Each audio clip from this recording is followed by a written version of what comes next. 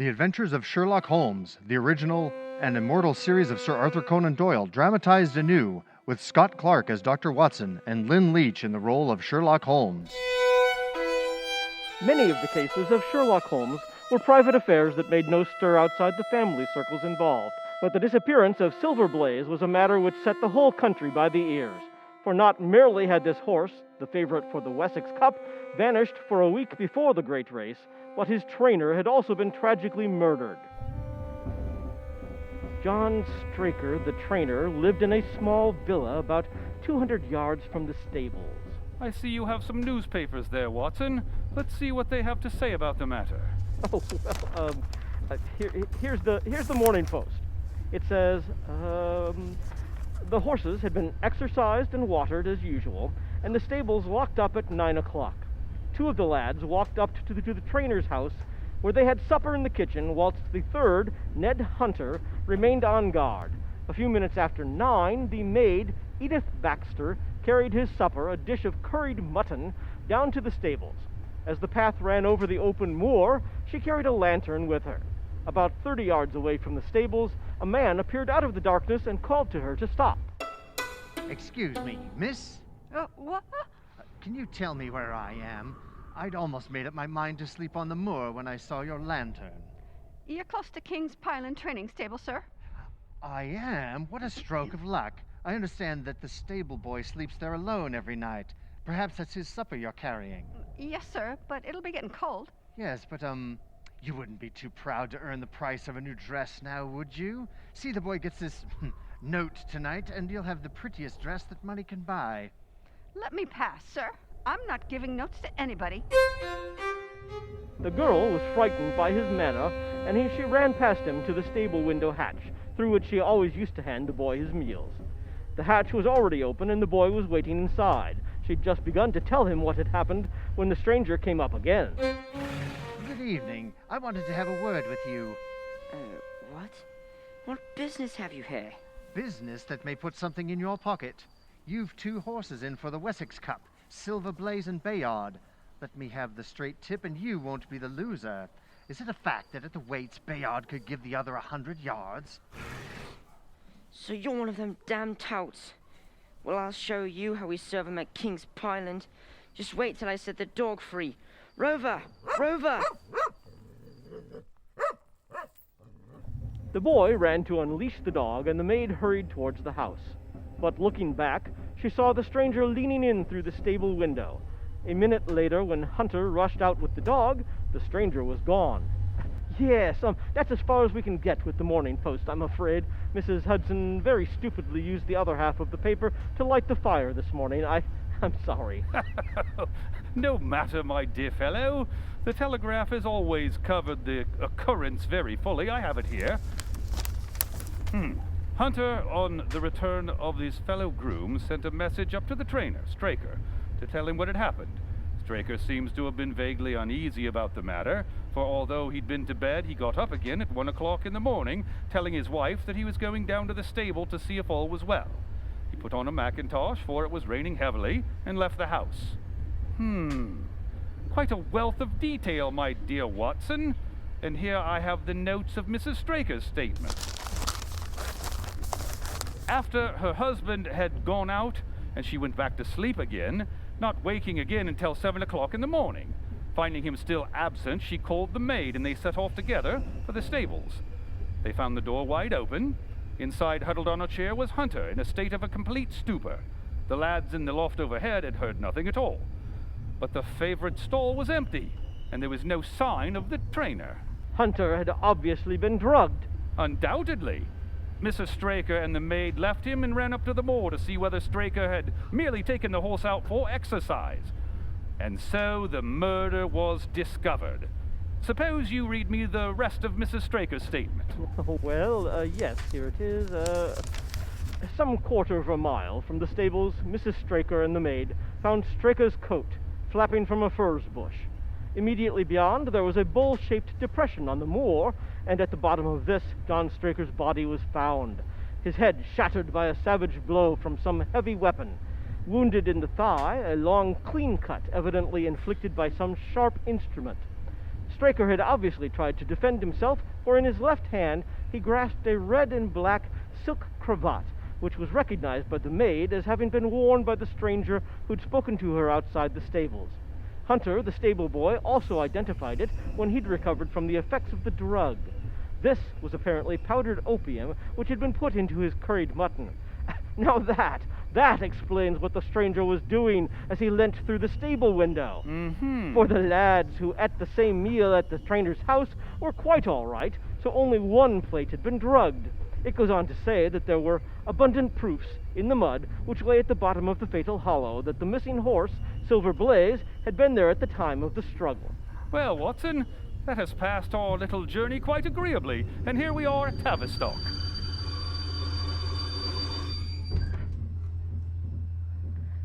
Tavistock lies like the boss of a shield in the middle of the huge circle of Dartmoor. Two gentlemen were waiting for us at the station, Silver Blaze's owner, the well-known sportsman Colonel Ross, and Inspector Gregory of Scotland Yard. I'm delighted that you've come down, Mr. Holmes.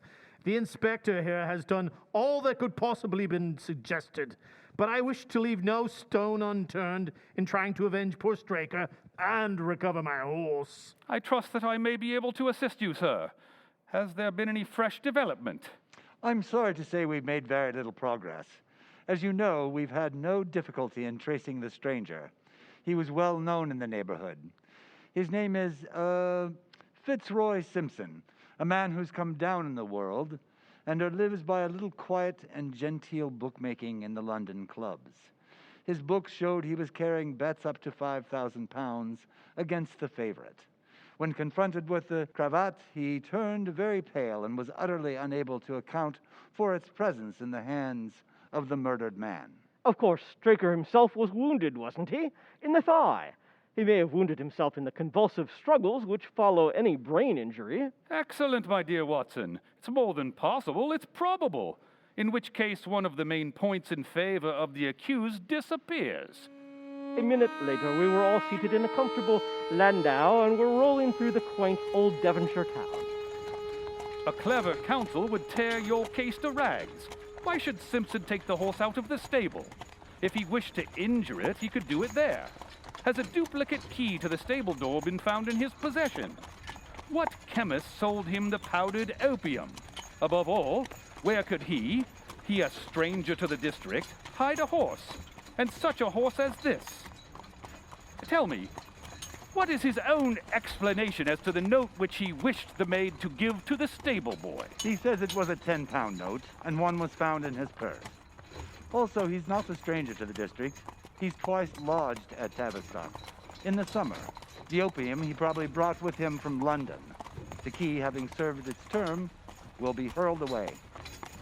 As for the horse, he may well lie at the bottom of one of the pits or old mines upon the moor. What does he say about the cravat? He admits that it's his and says that he lost it, but a new element has been introduced into the case which may account for his leading the horse from the stables. We found traces that show that a party of gypsies encamped on Monday night within a mile of the spot where the murder took place. On Tuesday, they were gone. Simpson may well have been leading the horse to them when he was overtaken. It's certainly possible. The moor is being scoured for them. Meanwhile, I have examined every stable and outhouse in Tavistock and for a radius of 10 miles. There's another training stable quite close, I believe. Yes, and that's a factor we must certainly not neglect. As Desborough, their horse, was second in the betting, they had an interest in the disappearance of Silver Blaze. Silas Brown, their trainer, is known to have had large bets upon the event, and he was no friend to poor Straker. However, we've examined his stables, and there's nothing to connect him with the affair. And nothing to connect Fitzroy Simpson with their interests? Nothing at all. Well, here we are. Our driver pulled up at a little red brick villa which stood by the road. Colonel Ross asked Holmes whether he would like to go on to the scene of the crime. No. I think I'd prefer to stay here a little while and go into one or two questions of detail. Straker was brought back here, I suppose. Yes, he lies upstairs. The inquest is tomorrow. He's been in your service some years, Colonel. I've always found him an excellent servant. I presume that you made an inventory of what he had in his pockets at the time of his death, Inspector? I have the things themselves here in the sitting room. Aha. Here they are, a box of matches, 2 inches of tallow candle, a pencil case, a few papers, and the ivory-handled knife. Yay. A very singular knife, Watson. Surely in your line. It's what we call a cataract knife. We use it for surgical purposes, including very delicate operations. A strange thing for a man to carry with him on a rough expedition. Why, it won't even shut up to go into his pocket. Well, the tip was guarded by a cork which we found beside his body. His wife tells us that he kept it for some days on the dressing table and picked it up as he left the room. A poor weapon, but perhaps the best he could lay his hands on at the moment. And the papers. Hay dealer's account, this letter from Colonel Ross, and this dressmaker's account for £37.15, made out by Madame Le Jurier of Bond Street. May I see the bill, please? Certainly, it's made out to William Derbyshire. William Derbyshire. Mrs. Straker tells us he was a friend of her husband's and that occasionally letters for him were addressed here. Had he been staying here then? Did Mrs. Straker know him? I gather not. But here is Mrs. Straker. Mr. Sherlock Holmes, Mrs. Straker. How do you do, sir? How do you do, Mrs. Straker? Surely we've met before, at a garden party in Plymouth recently. No, sir. You must be mistaken. Dear me, I could have sworn it. You wore a costume of dove-colored silk with ostrich feather trimmings. Never had such a dress, sir. Oh, well, that settles it then. If you'll excuse me, sir, I'd like a word with the Colonel. Of course. I'll be with you in a moment, Mr. Holmes. Oh, Inspector. Holmes, I believe you've got your hand on a clue. Oh, do you? As a matter of fact, I was just remembering a little excellent curry we once ate together in Soho.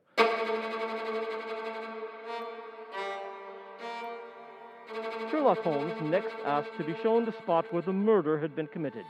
A short walk across the moor brought us to the hollow in which the body had been found. At the brink of it was the furze bush upon which the mackintosh belonging to the murdered man had been hung.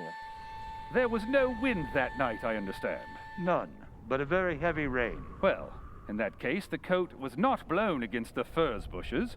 It must have been placed there. Yes, it was laid across the bush. Very interesting.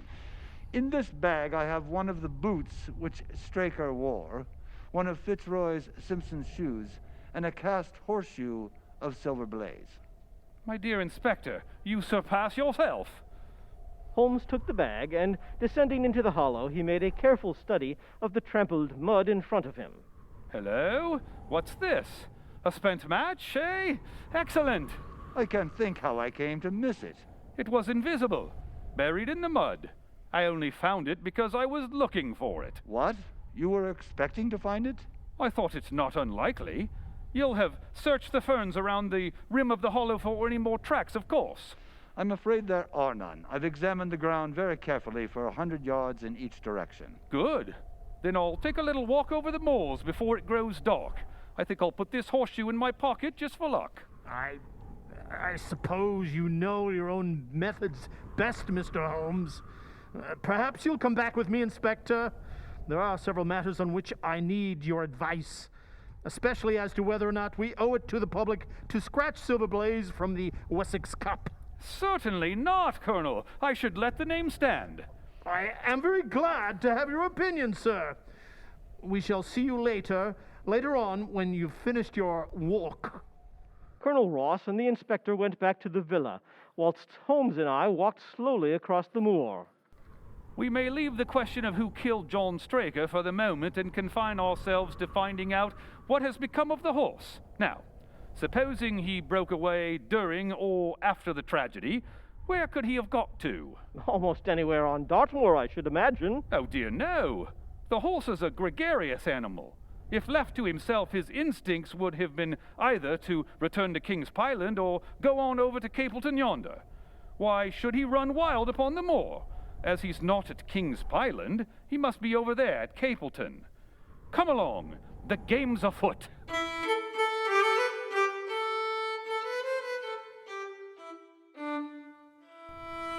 We'd not far to go, and as we approached the gates of Capleton, we met a groom coming out of them. We don't want any loiterers around here. I only wanted to ask a question. Would it be too early to see your master, Mr. Silas Brown, if I were to call here at 5 o'clock tomorrow morning? Why, bless you, sir. If anyone's about, it'll be him. He's always the first stirring. What's this, Dalton? No gossiping. Go on about your business. And you there, what the devil do you want here? 10 minutes talk with you, my good sir. Well, I've no time to talk to every gadabout, and we don't want strangers here. Be off, or you may find a dog at your heels. One word in your ear, my friend, in your own interest. It's a lie, an infernal lie. Very good. Shall we argue about it here in public, or talk it over in your parlor? Or do I go to the police? It was 20 minutes before he returned. It shall be done, sir, just as you wish it. There must be no mistake. No, no, there shall be no mistake. It shall be there. Should I change it first or not? No, don't. I'll write to you about that. No tricks now. No, no. You can trust me. You can trust me. Yes, I think I can. Well, you shall hear from me tomorrow. Good day to you. Good day, sir. You see, Watson, a more perfect compound of the bully, coward, and sneak than Master Silas Brown I have seldom met with. He has the horse, then? Oh, he tried to bluster it out, but I told him so exactly what his actions had been that morning that he's convinced I was actually watching him. He was first down as usual, and seeing a strange horse wandering on the moor, he went out to it. When he recognized it as Silver Blaze, from the white splash on its forehead, his first instinct was to return it to the King's Pyland stable, which he set out to do. But then he realized that if the horse could only be hidden until after the Wessex Cup, his own horse, Desborough, would almost certainly win. So he changed his mind, turned back halfway, and brought Silver Blaze down to his own stable. But I thought his stables had been thoroughly searched. Oh, an old horse faker like him has many a dodge. Ah, but aren't you afraid to leave the horse in his power now, since he has every interest in injuring it? My dear fellow, he'll guard it like the apple of his eye. He knows that his only hope of mercy is to produce it safely at the racetrack for the Wessex Cup. I made that perfectly clear to him. But I have a little trick to play on Colonel Ross. You may have noticed that his manner to me was just a trifle cavalier. So neither of us, please, for the present, shall say anything to him about the horse. Well, certainly not, if you wish it. And of course, this is all quite a minor matter compared with the question of who killed John Straker. And you will devote yourself to that in the meantime. On the contrary, we'll both go back to London by the night train. I was thunderstruck by my friend's words. We'd only been a few hours in Devonshire. That he should give up on an investigation which he had begun so brilliantly was quite incomprehensible to me. Not one word more could I draw from him until we were back at the trainer's house, where the colonel and the inspector were waiting for us. My friend and I returned to town by the midnight express. We've had a charming little breath of your Dartmoor air. So you despair of arresting the murderer of poor Straker? There are certainly grave difficulties in the way. I have every hope, however, that your horse will be back at the racetrack next Tuesday, and I beg you will have your jockey in readiness. Oh, may I take this photograph of John Straker with me to town? Well, Inspector, I'm rather disappointed in our London consultant. I don't see that we're further than when he came. At least you have his assurance that your horse will run next week. Yes, I have his assurance. I would prefer to have my horse. We went outside. Goodbye, Colonel. I hope to see you at the Wessex Cup and Silver Blaze. Goodbye, Inspector. But, Mr. Holmes, isn't there any point to which you would wish to draw my attention? To the curious incident of the dog in the nighttime. The dog did nothing in the nighttime. That was the curious incident.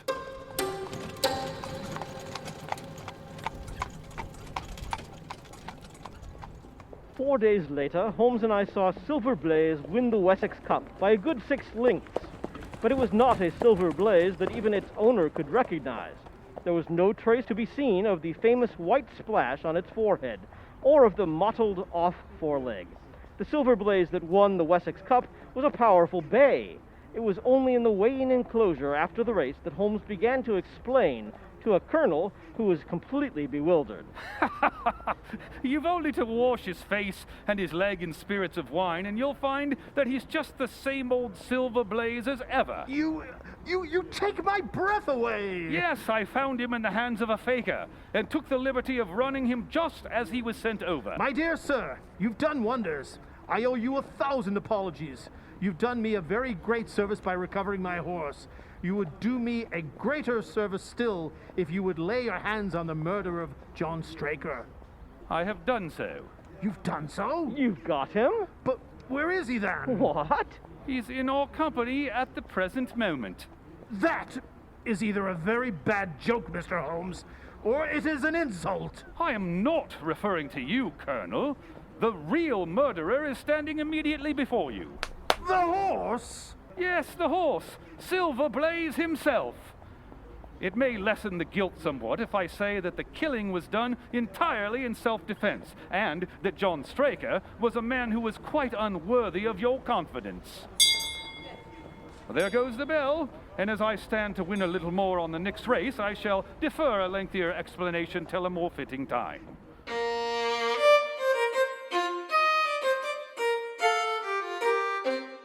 It was not until we were on our way back to London that Holmes would get down to these explanations, despite the impatience of both the Colonel and myself. I must confess that I even suspected Fitzroy Simpson myself for a time. It was only when I reached the trainer's house that the immense significance of the curried mutton occurred to me. The curried mutton? You mean when you mentioned our Soho meal? Exactly. Powdered opium has a disagreeable and perceptible flavor. Only something more strongly flavored, like a curry, could have disguised the taste. Now, Fitzroy Simpson could have never known the maid would be serving the stable lad with a curry that night. The only people who could have known that were people in the house. So, who could have taken advantage of the fact? Then there was the silence of the dog when the horse was taken from the stable. It failed to bark because it knew who the intruder was. I was already quite convinced that the intruder must have been John Straker himself. John Straker himself? But why did he wish to take Silver Blaze out onto the moor in the dead of night, and secretly? The answer to that was in John Straker's pocket. The dressmaker's bill? Precisely. Addressed to William Derbyshire. That set me thinking. Perhaps John Straker was leading a double life. After all, his wife confirmed that the expensive costume wasn't for her, and by recognizing the photo that I showed her, Madame Lejourier, the dressmaker, later confirmed that John Straker had indeed bought it there to give to a woman of more expensive taste than his wife. In fact, John Straker was leading a double life and was in bad financial straits. John Straker? I can scarcely believe it. The knife gave me the final clue. It was a surgical knife, such as could be used to lame a horse without leaving any visible evidence of foul play. By laming Silver Blaze and betting on Desborough, John Straker would have been able to retrieve his fortune. Oh, the scoundrel! A man I trusted! He led the horse out onto the moor so that when he cut its tendon, its plunging wouldn't waken the grooms overhead. In order that he could see what he was going to do, he needed a candle. So that the candle should not be seen, he led the horse to the hollow. In lighting the candle, he dropped that spent match in the mud. Unfortunately for him, the light must have scared the horse. Unless it was instinct, whichever it was, the horse lashed out, its steel shoe caught Straker full in the forehead. He'd already taken off his mackintosh to be freer, and as he fell, gashed his thigh on his own knife. But my dear fellow, you might have been there. Wonderful! It's elementary, my dear Colonel. And the cravat, Fitzroy Simpson's, which was on the dead man's hand? Simpson said he lost it. No doubt he did. Straker must have found it and picked it up, perhaps with the idea of using it to secure the horse's leg. Well, that disposes of everything. Quite simple. Perhaps we should while away the rest of the journey, my dear Watson, with a game of chess.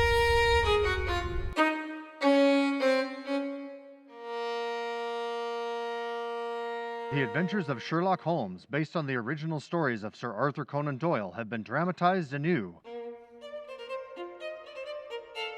Scott Clark played the part of Dr. Watson, and Lynn Leach that of Sherlock Holmes. You have been listening to Sherlock Holmes Silver Blaze, recreated by Lincoln Community Playhouse, featuring our Playhouse on the Air performers, Scott Clark, Becky Wurm Clark. John Jack, Lynn Leach. Brian Foley. Rodney Life. Sawyer James Elley. Playhouse on the Air was directed by Morrie Enders, with Barb Armstead as stage manager and Sara Bournia as sound technician. For more information on Lincoln Community Playhouse, please go to lincolnplayhouse.com. And if you enjoyed our program, please like and subscribe.